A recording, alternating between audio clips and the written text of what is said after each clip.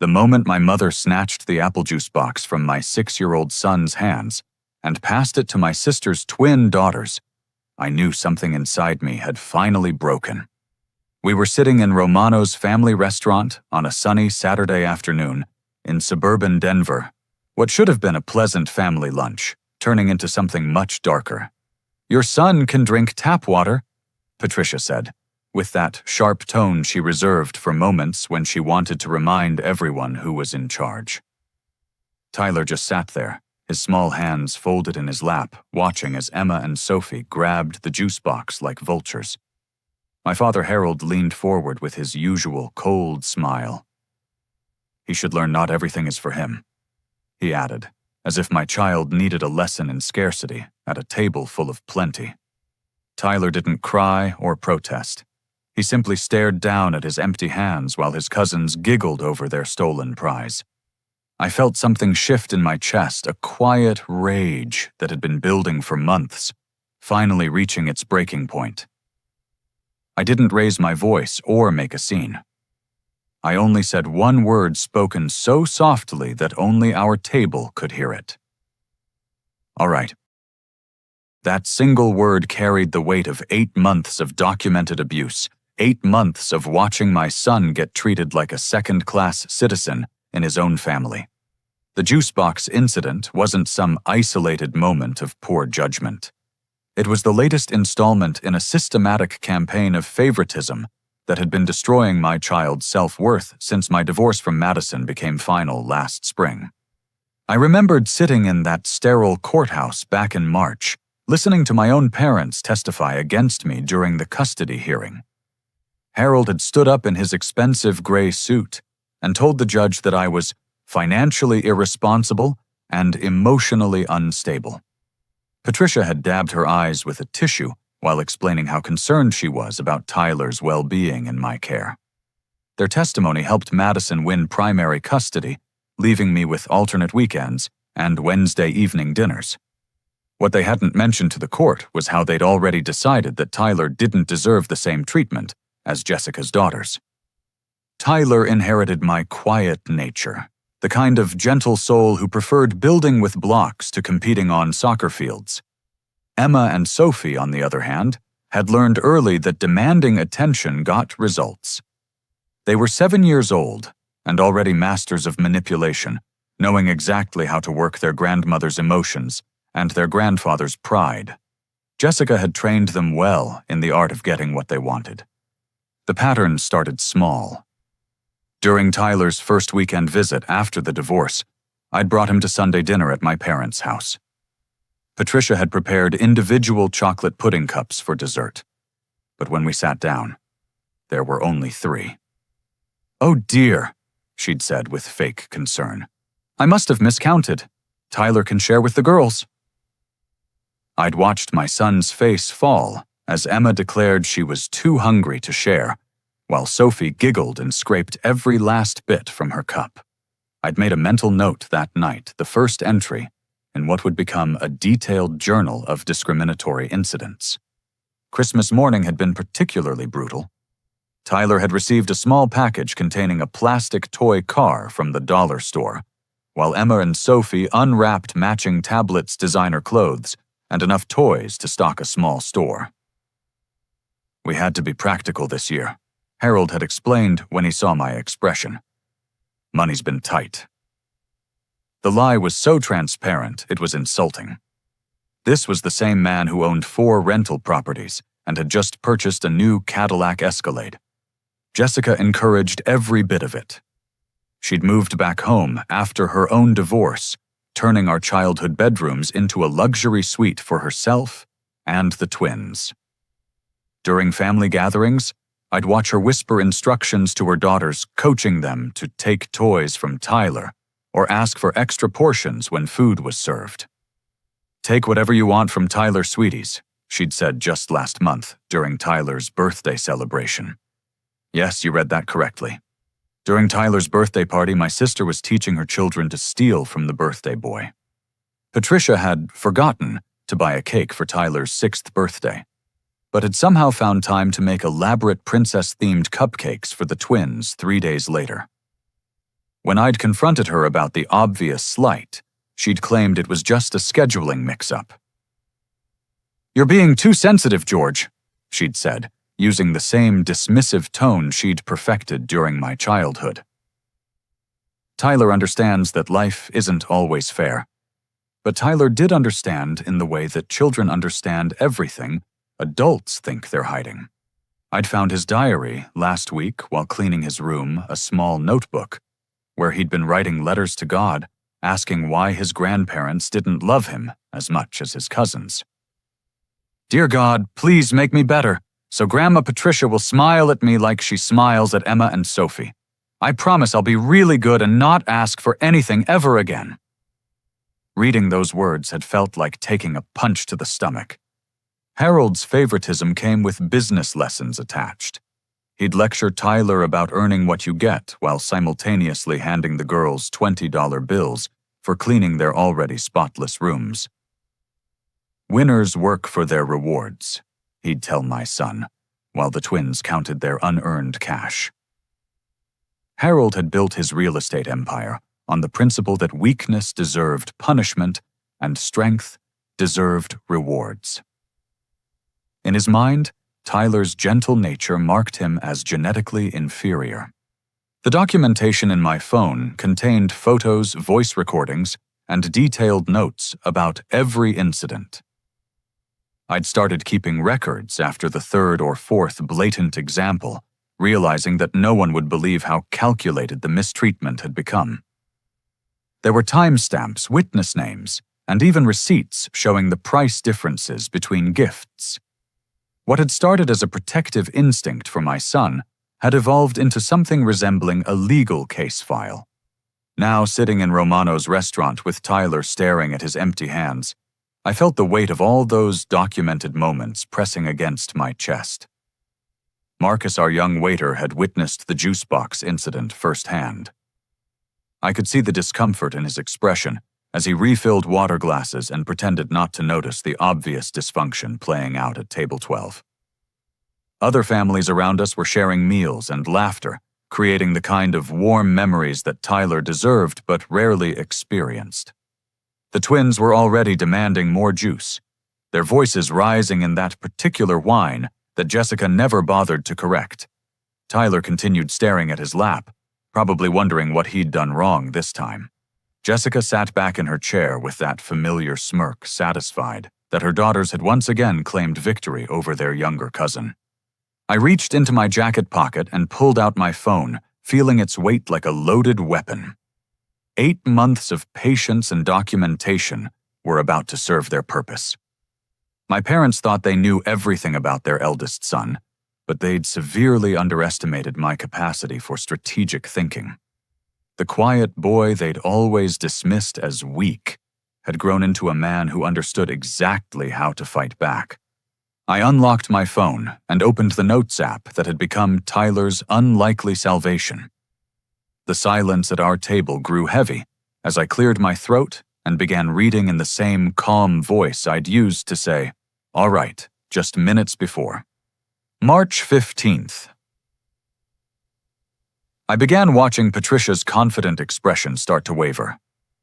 Tyler's first Sunday dinner after the divorce. Quote, "Tyler can share with the girls because he needs to learn that life isn't always fair." Unquote.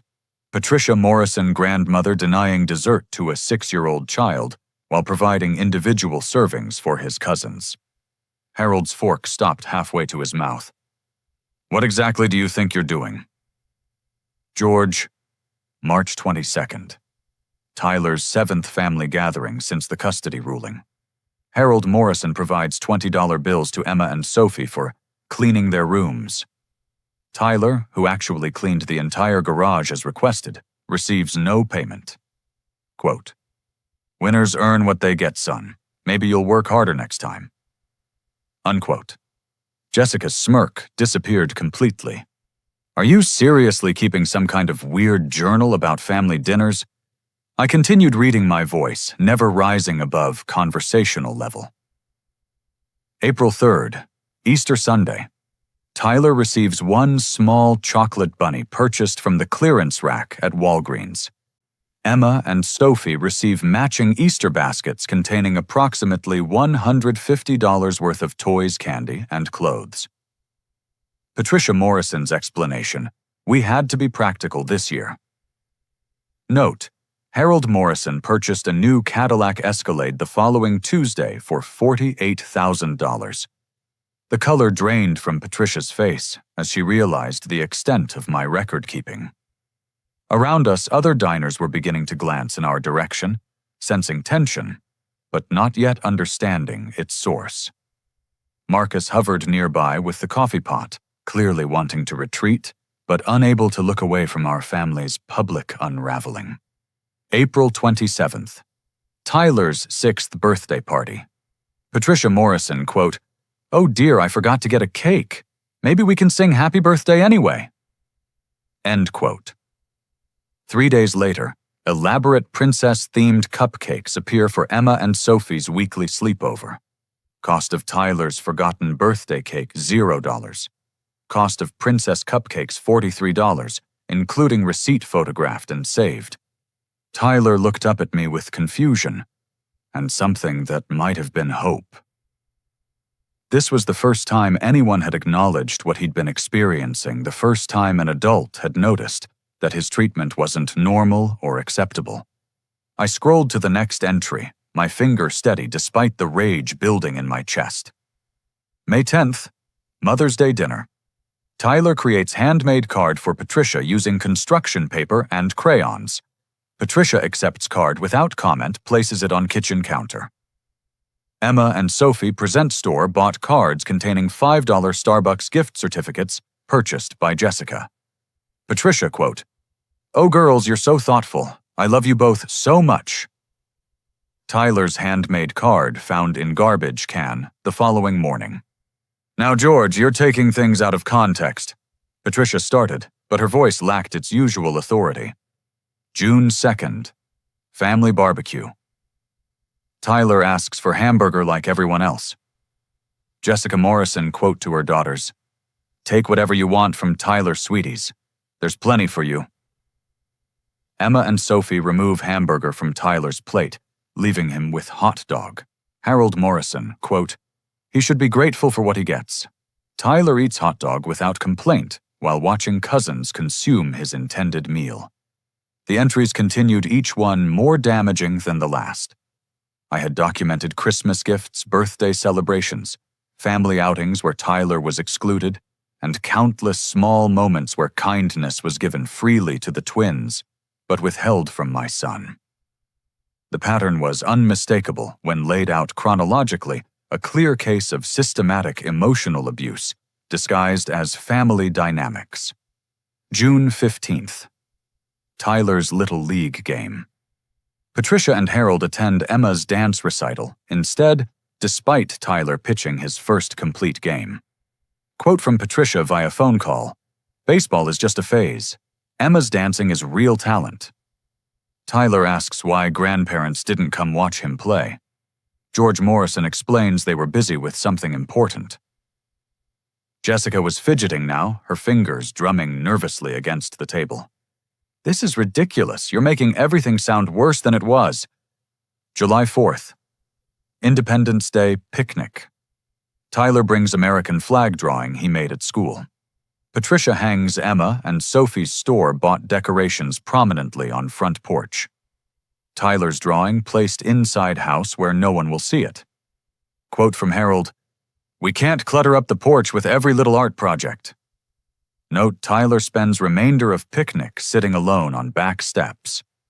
The twins had stopped drinking their stolen juice and were watching the adult conversation with growing anxiety. They'd never seen their grandfather Harold look uncertain, or their grandmother Patricia appeared genuinely distressed. Tyler, meanwhile, was listening to his experiences being validated for the first time in months. August 8th. Tyler's overnight visit. Patricia prepares separate meals, grilled chicken and vegetables for Emma and Sophie, peanut butter sandwich for Tyler. Explanation: Tyler is a picky eater anyway. Note: Tyler has never been given opportunity to try grilled chicken at Patricia's house, despite eating it regularly at home. Marcus had abandoned all pretense of working and was now standing frozen 3 feet from our table coffee pot, forgotten in his hand. I could see recognition dawning in his expression as he processed the systematic nature of what I was describing. September 12th. Back to school clothes shopping. Emma and Sophie receive complete new wardrobes, approximately $300 per child. Tyler receives 2 shirts and 1 pair of jeans from discount store. Patricia Morrison, quote, "Children need to learn the value of money. Note, Emma and Sophie express no gratitude and immediately demand additional purchases." October 31st. Halloween costume party. Tyler requests superhero costume like previous year. Told family budget cannot accommodate costume purchase. Emma and Sophie receive matching princess costumes costing $60 each. Tyler wears homemade ghost costume created from bedsheet. Harold Morrison, quote, "Maybe next year Tyler will earn a real costume." I looked up from my phone for the first time since beginning my recitation. Patricia was dabbing her eyes with a napkin, but these weren't tears of remorse. They were tears of panic from someone watching their carefully constructed world collapse in real time. November 26th. Thanksgiving dinner. Tyler volunteers to help with dishes, spends hour cleaning kitchen. Emma and Sophie watch television, refuse to help with any cleanup. Patricia provides leftover turkey and dessert for Emma and Sophie to take home. Tyler receives nothing. Quote, "The girls have been such good helpers this week." Note, Emma and Sophie have spent entire week at friends' houses. The final entries were the most recent building toward the moment we were currently living. Harold was gripping his water glass so tightly I thought it might shatter in his hand. December 3rd. Last weekend's visit. Tyler brings report card showing all A's and B's. Receives brief acknowledgement from Patricia. Emma and Sophie bring report cards showing C's and D's. Receive $20 rewards and promises of special dinner out. Harold Morrison, quote, "The girls are trying their best. That deserves recognition." Tyler's academic success generates no reward or recognition. I closed the Notes app and placed my phone on the table. This brings us to today, December 9th. Tyler's apple juice box redistributed to cousins because, quote, "Your son can drink tap water."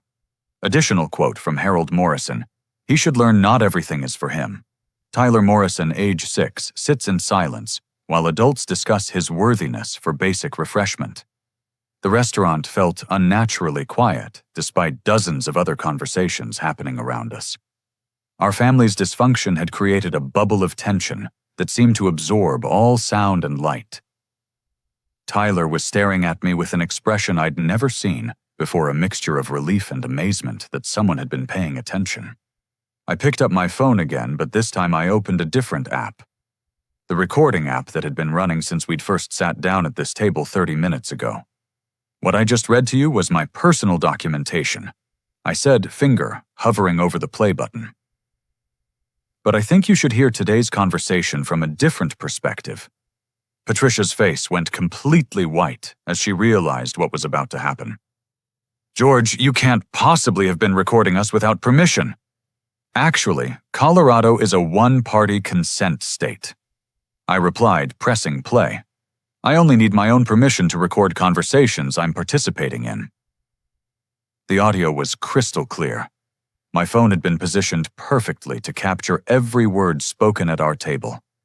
Patricia's voice emerged from the speaker, sharp and cruel, in a way that seemed even worse when played back. "Your son can drink tap water. He needs to understand that not everything is handed to him on a silver platter." Harold's voice followed, dismissive and cold. "He should learn not everything is for him. Maybe some disappointment will toughen him up." Jessica's encouragement to her daughters was caught perfectly. "That's right, girls, you drink that juice. Tyler doesn't mind sharing. Do you, Tyler?" But the most damaging part of the recording was what came next. Tyler's small voice, barely audible but unmistakably heartbroken. "I was really thirsty. Patricia had responded with vicious satisfaction. Then you can drink water like poor children do. Maybe this will teach you not to expect special treatment. The recording continued capturing Harold's lecture about weakness and entitlement, Jessica's coaching of her daughters to take Tyler's breadsticks, and Patricia's comment that Tyler needed to learn his place in the family hierarchy. 3 minutes of audio that painted a portrait of systematic emotional abuse that would horrify any reasonable person. When the recording ended, I looked around our table at faces frozen in various stages of panic and disbelief. That recording has already been automatically uploaded to 3 cloud storage services, I said calmly. Copies have been sent to my attorney, my ex-wife Madison, and David Chen, Jessica's ex-husband. Jessica nearly knocked over her water glass. You sent recordings to David George. You have no idea what you've just done. Actually, I know exactly what I've done. David has been fighting for custody of Emma and Sophie for 6 months. He's been arguing that their mother and grandparents create a toxic environment that damages children's emotional development. This recording, combined with my 8 months of documentation, provides the evidence he needed to prove his case. Harold found his voice, though it came out as more of a croak. Those recordings won't hold up in court. They were taken without our knowledge. Colorado law disagrees with you. But more importantly, court proceedings aren't the only place where recordings matter. I've also sent copies to Channel 7 News, the Denver Post, and that family advocacy blogger who has been covering custody cases involving parental alienation. The implications were sinking in around the table like water through a broken dam. Patricia's social standing in her church community, Harold's business reputation, Jessica's own custody case. All of it was about to be exposed to public scrutiny. You see, I continued, I've learned something important about fighting people who have more money and social connections than I do. You don't attack them directly. You document their behavior and let them destroy themselves. Marcus appeared at my shoulder, his face a mixture of professional concern and personal outrage. Sir, is everything all right over here? Some of our other guests have expressed concern about the conversation at this table. Everything is fine, Marcus. We're just having a family discussion about values and consequences. But I appreciate your concern for Tyler's well-being. It's refreshing to encounter an adult who notices when children are being mistreated. I turned back to my family, all of whom were now staring at their phones, as they realized the full scope of what I'd unleashed. The recording you just heard is already making its way through several legal channels.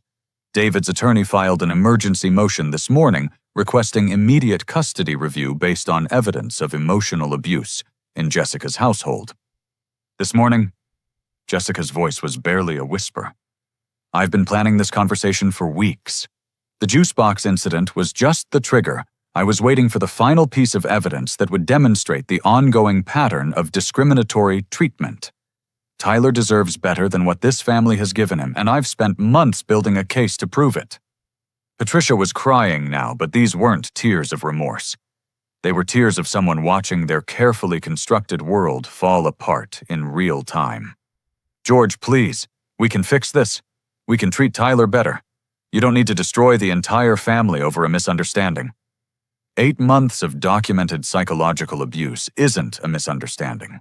It's a choice that each of you made repeatedly despite knowing how much it was hurting a 6-year-old child. Harold tried one last desperate gambit. What do you want? George, money, I can write you a check right now. Full college fund for Tyler, down payment on a house, whatever it takes to resolve this quietly.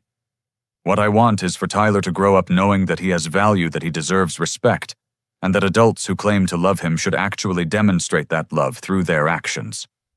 Your money can't purchase absolution for 8 months of emotional cruelty.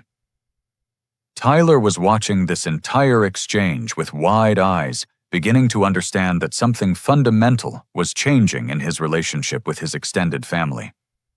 For the first time in months, he wasn't being treated like an unwelcome burden at a family gathering. I stood up from my chair, leaving my phone on the table, as evidence of the conversation we'd just had. The recordings have been submitted to the appropriate authorities. David's emergency custody motion will be heard on Tuesday morning. My own petition for modified custody arrangements will be reviewed on Thursday. Patricia, I suggest you contact an attorney before talking to any reporters. Harold, you might want to review the moral character clauses in your business partnerships. The nuclear option had been deployed. 8 months of patience and documentation were about to reshape our entire family dynamic, and there was no putting that particular genie back into its bottle. As I stood at the table gathering Tyler's jacket, Sandra Williams Romano's restaurant manager approached our table with a concerned expression. She was a woman in her 40s, with kind eyes and the confident posture of someone used to handling difficult situations. "Excuse me," she said politely, "but I couldn't help overhearing some of your conversation. Are you Harold Morrison from Morrison Real Estate Development?" Harold's face, already pale from my revelations, somehow managed to drain of even more color. "Yes, that's me." Sandra's expression shifted from concern to recognition. "I thought so. Your photo was in the Denver Post business section last week regarding some discrimination complaints that have been filed against your company." The timing couldn't have been worse for Harold. His real estate empire, built over 3 decades of aggressive deal-making and strategic partnerships, was currently under investigation by the Colorado Department of Regulatory Agencies for discriminatory practices in rental housing. 3 separate families had filed complaints alleging that Morrison Real Estate had denied them housing based on racial and economic profiling. "I'm fighting those accusations," Harold said quickly, glancing around to see if other restaurant patrons were listening. "They're completely unfounded." But Sandra wasn't finished. "My cousin applied for one of your rental properties last month. Single mother, excellent credit, stable employment. She was told the property had already been rented, but it's still listed as available on your website." I watched Harold's business reputation crumble in real time as Sandra continued speaking. "What I just witnessed at this table suggests those discrimination complaints might not be unfounded after all.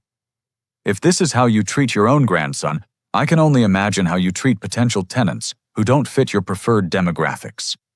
Harold's business partner, Robert Sterling, had already been looking for reasons to dissolve their partnership. Sterling wanted to focus on commercial development, while Harold preferred residential properties, but the recent discrimination complaints had created additional tension. A public incident involving emotional abuse of a child would give Sterling all the ammunition he needed to force Harold out of their most lucrative deals. Sandra discreetly removed her phone from her apron pocket. "I hope you don't mind, but I've been recording this conversation for the restaurant's protection. We've had issues with customers claiming they were mistreated by staff, so we document incidents that might result in legal complications." "You recorded us?" Patricia gasped. "Restaurant policy?" Sandra replied smoothly. "Any conversation that involves potential harm to children or public disturbances gets documented. This recording will be available to child services, law enforcement, or court proceedings if requested." Jessica's custody case was now completely compromised. Her ex-husband, David, had been arguing for months that the grandparents' household created an unstable environment for the twins. This incident would provide concrete evidence supporting his claims, especially combined with the professional testimony from Harold's business discrimination cases. I had already contacted 3 local news stations that morning, knowing that family custody stories with prominent business figures often attracted media attention. Channel 7 News had a regular segment about parental rights and child welfare issues. The Denver Post's family advocacy columnist had written extensively about emotional abuse in custody situations.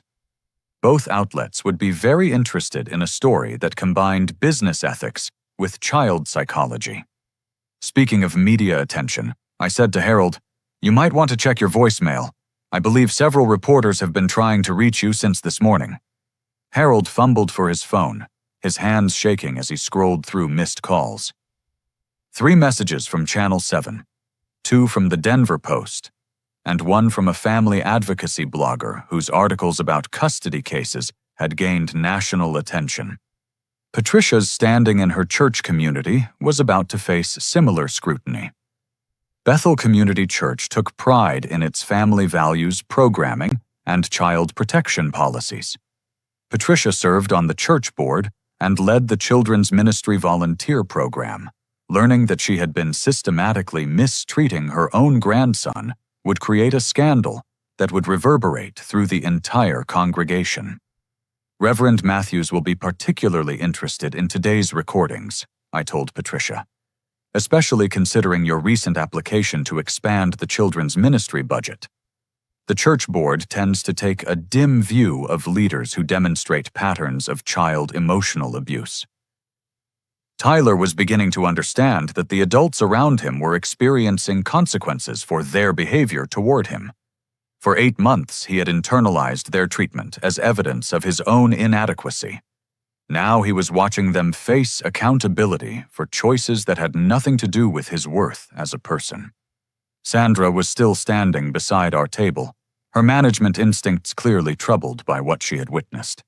"Sir, I want you to know that your family is welcome at Romano's anytime, but I think it would be best if this particular gathering concluded before it escalates further."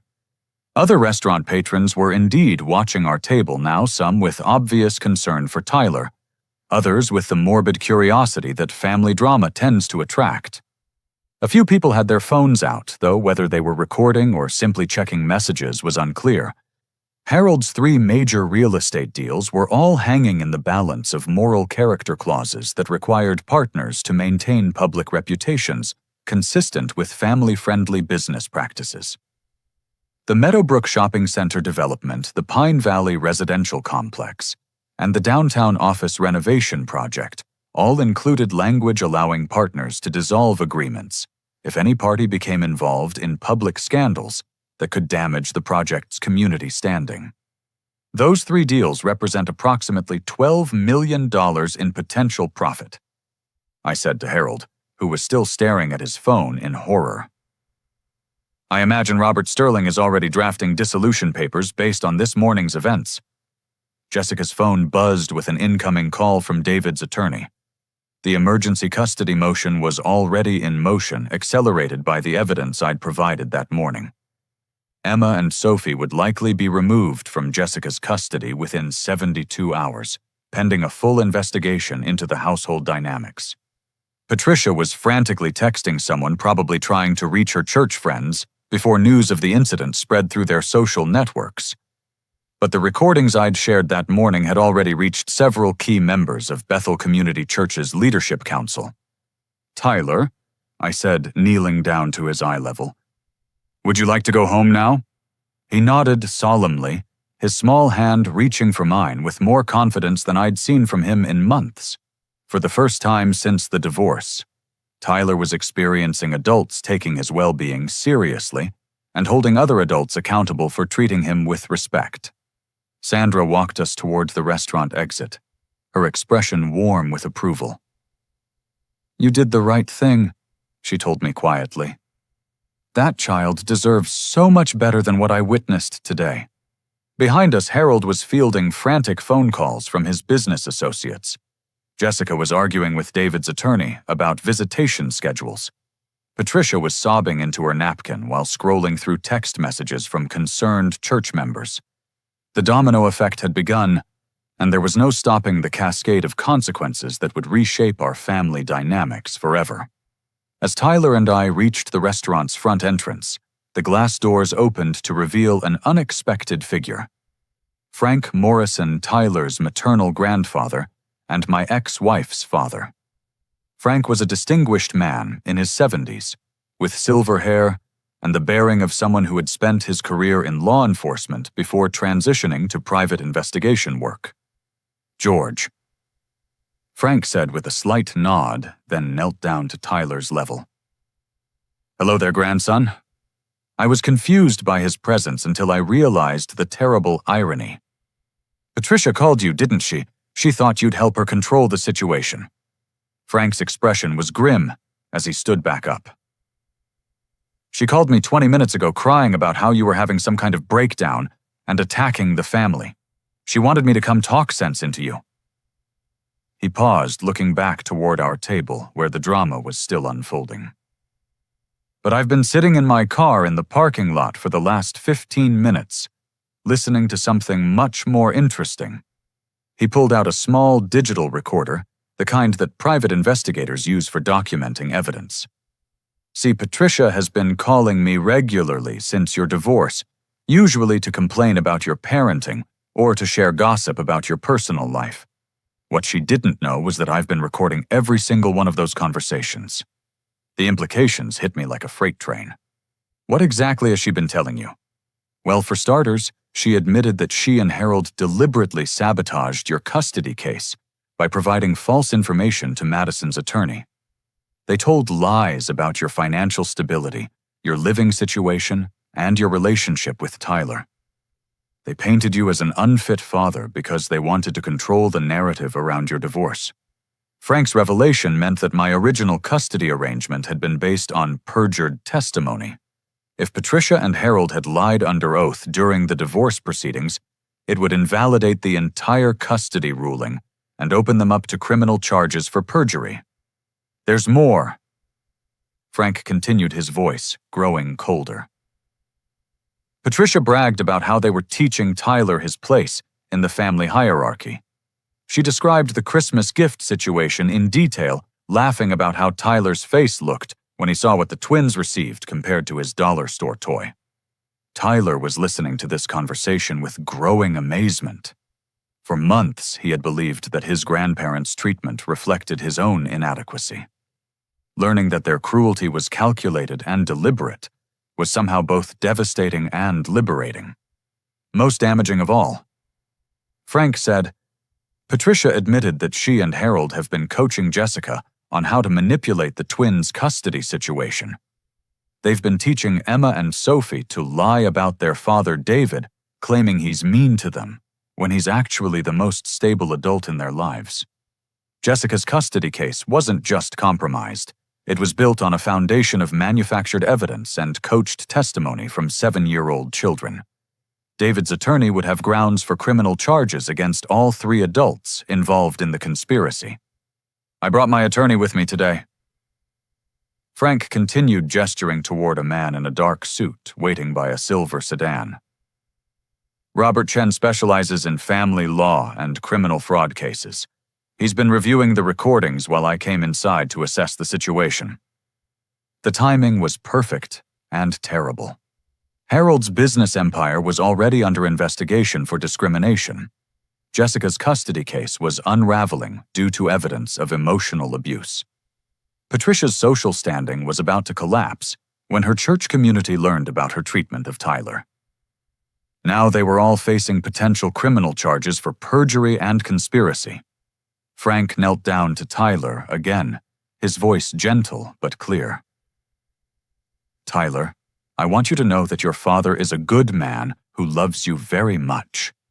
The way your other grandparents have been treating you is wrong, and we're going to make sure it stops.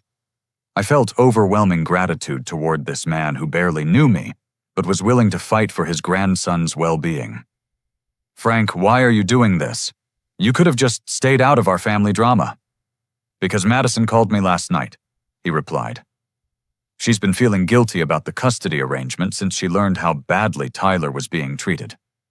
She wants to modify the custody agreement in your favor, but she needed evidence that the original ruling was based on false information. This was the revelation I'd been hoping for, but never dared to expect. Madison had witnessed Tyler's declining emotional state during his visits to her house. She'd noticed his increased anxiety, his reluctance to talk about time with his paternal grandparents, and his growing belief that he wasn't worthy of love or attention. She's been documenting the psychological impact on Tyler for the past 2 months. Frank continued. Regression in potty training nightmares, social withdrawal at school. Her pediatrician confirmed that these symptoms are consistent with ongoing emotional trauma. Harold's business license complaints were gaining momentum as word spread through Denver's tight-knit real estate community. Robert Sterling had indeed filed dissolution papers that morning, citing reputational concerns and moral character issues. The Meadowbrook Shopping Center project was already seeking new development partners. Patricia's church community was learning about the situation through an informal network of concerned members who had received my morning calls. Bethel Community Church's Leadership Council was planning an emergency meeting to discuss Patricia's continued involvement in children's ministry programs. Jessica was discovering that her ex-husband, David, had been building his own case for months, documenting every instance where the twins returned home with stories about drinking expensive juice while Tyler was given water, or receiving special treats while their cousin was excluded from family activities. "There's something else," Frank said, his expression growing even more serious. Robert Chen discovered that Harold has been under investigation by the FBI for potential housing discrimination violations. Federal investigators have been monitoring his business practices as part of a larger investigation into systemic discrimination in Denver's rental housing market. A federal investigation meant that Harold's business problems extended far beyond state regulatory issues. The FBI's involvement suggested violations of federal fair housing laws, which carried criminal penalties, including potential prison time. Tyler tugged on my jacket, looking up at me with an expression I hadn't seen in months. Hope. "Daddy, does this mean I don't have to visit Grandma Patricia and Grandpa Harold anymore?" "That's exactly what it means, buddy. You're going to be safe and loved, and you're never going to be treated like that again." Frank's attorney was approaching the restaurant entrance, briefcase in hand, and expression all business. "George Robert Chen would like to speak with you about filing criminal charges for perjury conspiracy and child emotional abuse. He believes we have enough evidence to proceed immediately." Behind us, through the restaurant windows, I could see Harold frantically trying to manage multiple phone calls, while Jessica argued with someone on her own device. Patricia sat alone at the table, staring at her hands, and probably realizing that 20 years of carefully maintained social standing was about to evaporate overnight. "The most important thing," Frank said, putting his hand on Tyler's shoulder, "is that this little boy is going to grow up knowing he's loved and valued. Madison wants to establish a new custody arrangement where you have primary custody and she has supportive visitation. We want to create a real family for Tyler, one where he's treasured instead of tolerated." Tyler smiled for the first time that day, a genuine expression of relief and happiness that reminded me why every moment of the past 8 months had been worth enduring. As we stood in the restaurant lobby discussing legal strategies with Frank's attorney, Marcus appeared beside us with an apologetic expression. "Excuse me, sir, but I need to speak with you about something important." I turned to face the young waiter who had witnessed Tyler's humiliation just an hour earlier. "What can I do for you, Marcus?" "Well, this is a little awkward, but I'm not actually a waiter," Marcus said, glancing around nervously. "I mean, I am working here today, but that's not my regular job. I'm a family court investigator for Jefferson County. I was having lunch with my own family when your situation started unfolding." The revelation hit like a lightning bolt. Marcus wasn't just a random witness to our family's dysfunction. He was a court-appointed professional whose job involved assessing family dynamics and child welfare situations. "I've been a court investigator for 6 years, Marcus continued. "Part of my training involves recognizing signs of emotional abuse and documenting incidents that might require intervention. What I witnessed at your table represents clear evidence of systematic psychological mistreatment of a minor child." Frank's attorney immediately understood the implications. "As a court investigator, your professional observations would carry significant weight in any custody or child welfare proceeding." "Exactly. I'm legally obligated to file a report about what I observed today. The discriminatory treatment, the deliberate withholding of refreshments, the public humiliation of a 6-year-old child, and the adult's dismissive attitudes toward the child's emotional well-being all constitute reportable incidents." Tyler was staring up at Marcus with a mixture of confusion and curiosity. "Are you a policeman?" "Something like that, buddy. I work for the court system to help make sure children are safe and happy with their families." Marcus's professional report would fast-track every legal proceeding already in motion. His documentation would accelerate George's custody modification, Jessica's custody evaluation, and any potential criminal charges against the grandparents. There's something else, Marcus said, looking directly at me. During my 6 years as a court investigator, I've seen hundreds of family disputes and custody situations. What you did today, documenting months of mistreatment and then confronting it systematically, was exactly the right approach. Most parents either ignore ongoing abuse or react emotionally in ways that actually harm their case. Frank was nodding approvingly. George showed remarkable restraint and strategic thinking. 8 months of evidence collection demonstrates a pattern that can't be dismissed as a single incident or misunderstanding. Marcus's own children, a boy and girl around Tyler's age, had been sitting at a nearby table during our confrontation. They had witnessed the entire incident and were now approaching with their mother, a woman in her 30s, who introduced herself as Sarah. "I'm sorry to interrupt," Sarah said, "but our children were very upset about how that little boy was being treated. They wanted to invite him to share some of our dessert." Tyler looked up at me for permission, and I nodded. For the first time that day, he was being invited to participate in normal childhood interactions with peers who saw him as worthy of friendship and kindness. As Tyler joined Marcus's children at their table sharing chocolate cake and animated conversation, I felt the weight of 8 months lifting from my shoulders. This was what normal looked like: children being included, adults treating kids with respect, families creating positive memories together. My professional report will note that Tyler responded immediately and positively to appropriate treatment from adults and peers, Marcus told me. His social skills and emotional resilience appear intact despite months of psychological stress. Harold's business empire was indeed collapsing in real time. Robert Sterling had officially filed partnership dissolution papers, citing moral character violations and reputational concerns. The 3 major development deals were being restructured without Harold's involvement, representing a financial loss that would be devastating to his retirement plans. Sandra, the restaurant manager, approached our group with a warm smile. "I wanted you to know that your family will always be welcome here. What you did today took tremendous courage, and Tyler deserves to have adults who protect him like that." She handed me a business card for Romano's catering services. "I know this might sound presumptuous, but when you're ready to celebrate Tyler's new custody arrangement, we'd be honored to provide the celebration dinner. No charge. Some victories deserve to be celebrated properly." Patricia's church community was beginning to understand the scope of her behavior. Reverend Matthews had received calls from 3 different congregation members who had heard about the incident. Bethel Community Church's children's ministry would be conducting an immediate review of Patricia's volunteer activities and leadership responsibilities. Jessica's custody case was over before it had really begun. David's emergency motion, supported by Marcus's professional report and Frank's recorded evidence, would result in immediate custody transfer. Emma and Sophie would be living with their father within 72 hours with supervised visitation only for Jessica.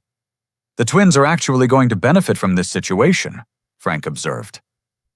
"David is a stable, loving father who's been prevented from providing proper care because of Jessica's manipulation and the grandparents' enabling. They'll have a chance to develop healthy relationships with adults who set appropriate boundaries."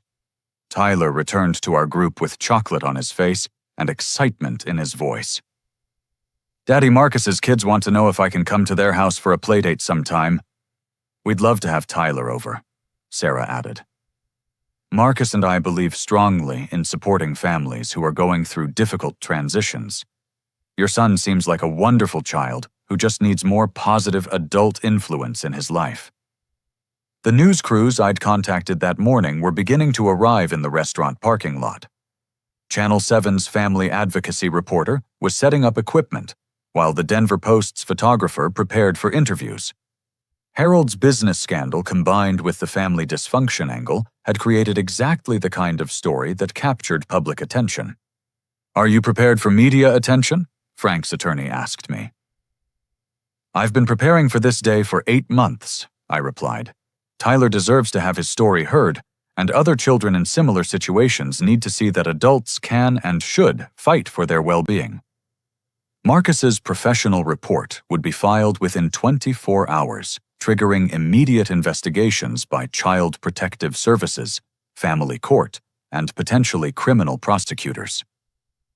The systematic nature of the documented abuse combined with evidence of perjury in previous court proceedings created multiple avenues for legal accountability. Tyler was laughing with his new friends, his earlier trauma temporarily forgotten, in the joy of being included and valued by peers. This was the childhood he deserved: spontaneous friendships, shared desserts adults who noticed his feelings and responded with kindness. The most important outcome.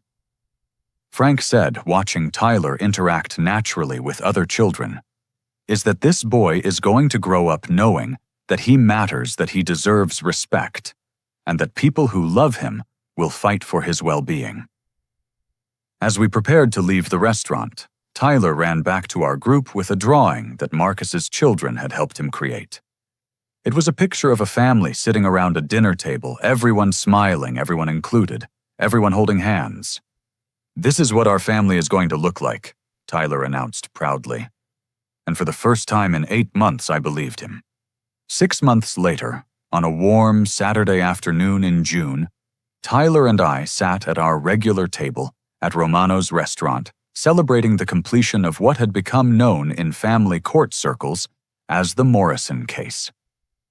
The legal proceedings that began with a stolen juice box had reshaped not only our family, but had created precedents for how courts handle systematic emotional abuse in custody situations.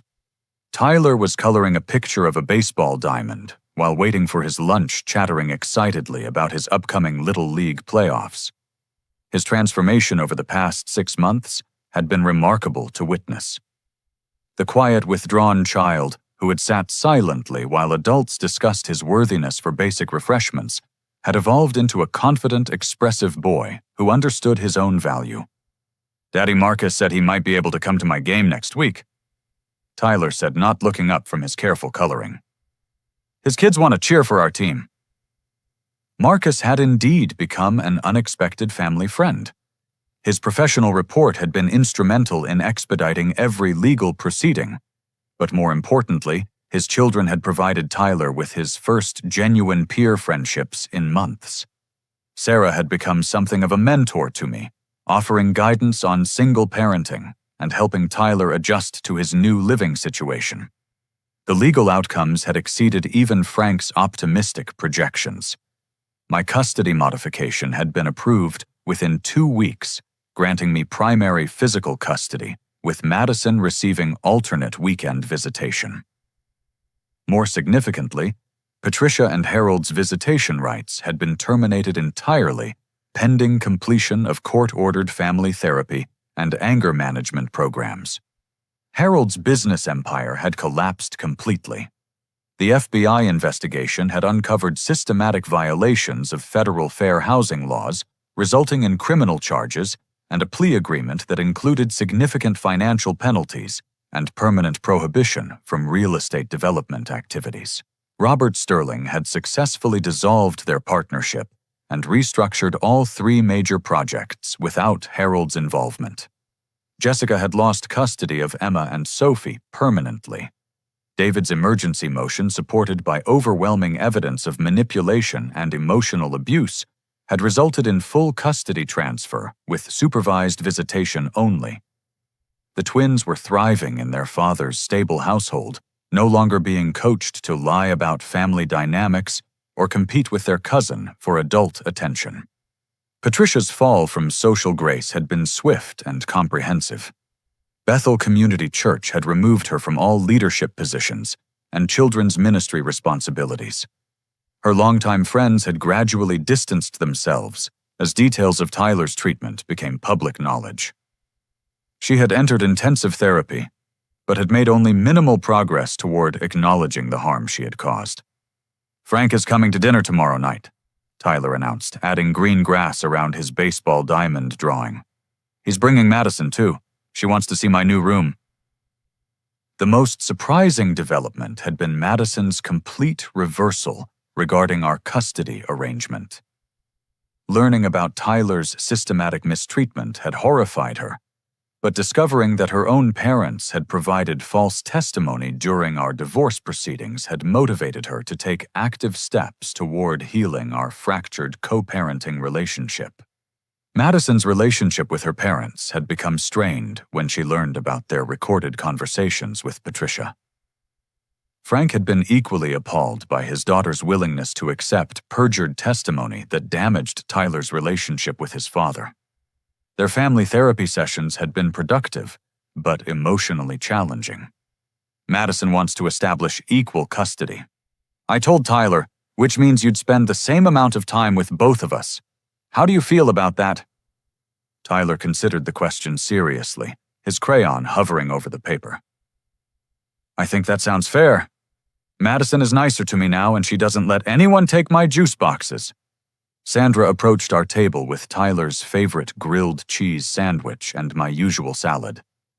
Over the past 6 months, she had become something of a surrogate grandmother figure, always remembering Tyler's preferences and asking about his school activities. How's the little baseball star doing today? She asked, ruffling Tyler's hair affectionately. I'm batting 312, Tyler announced proudly. That's really good for someone my age. Sandra had been true to her word about celebrating our legal victories.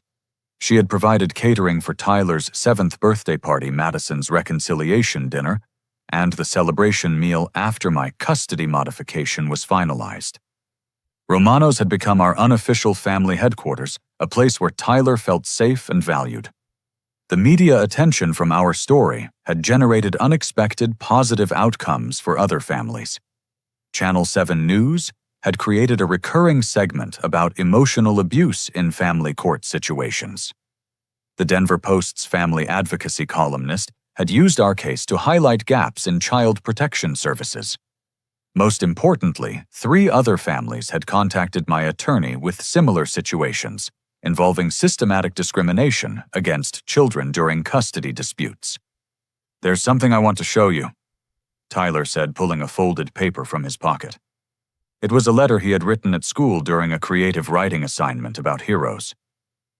My daddy is my hero because he protected me when other grown-ups were being mean to me.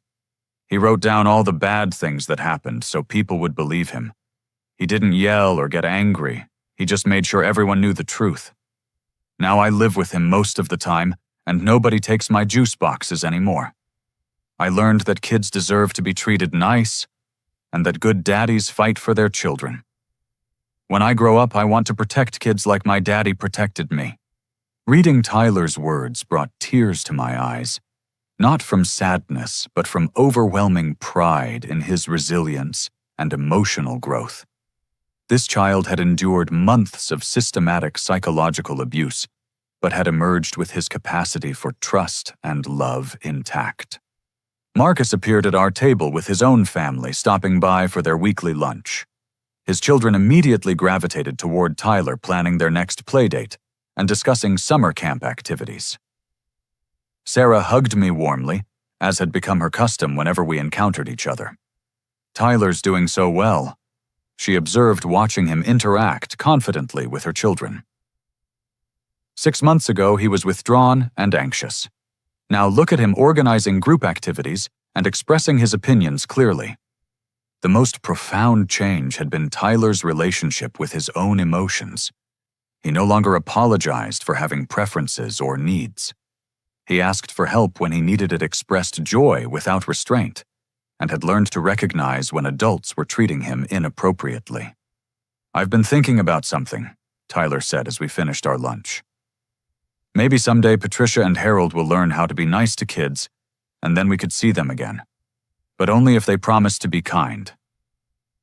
His willingness to consider forgiveness balanced with clear boundaries about acceptable treatment demonstrated emotional maturity that impressed every adult in his life. Tyler had learned that love without respect wasn't really love at all, but he hadn't lost his capacity for hope and second chances. As we prepared to leave the restaurant, Tyler carefully placed his baseball diamond drawing in his backpack, alongside several others he'd created over recent weeks. His artwork had evolved from dark, isolated figures to bright, inclusive scenes featuring families and friends engaged in happy activities together. Frank's investigation had revealed additional evidence of Harold and Patricia's manipulation, extending beyond their treatment of Tyler. They had been systematically undermining relationships between Jessica and David for years, coaching the twins to fear and resent their father. Their interference had damaged multiple family relationships and traumatized several children. The important thing to remember, I told Tyler as we walked to our car, is that you are loved, you are valuable, and you deserve to be treated with kindness and respect. What happened before wasn't your fault, and it will never happen again. Tyler nodded solemnly, then brightened. And if anyone ever tries to take someone else's juice box, I'll tell them that's not okay. That afternoon, as Tyler played in our backyard with the neighborhood children who had become his close friends, I reflected on the journey that had brought us to this place of peace and security.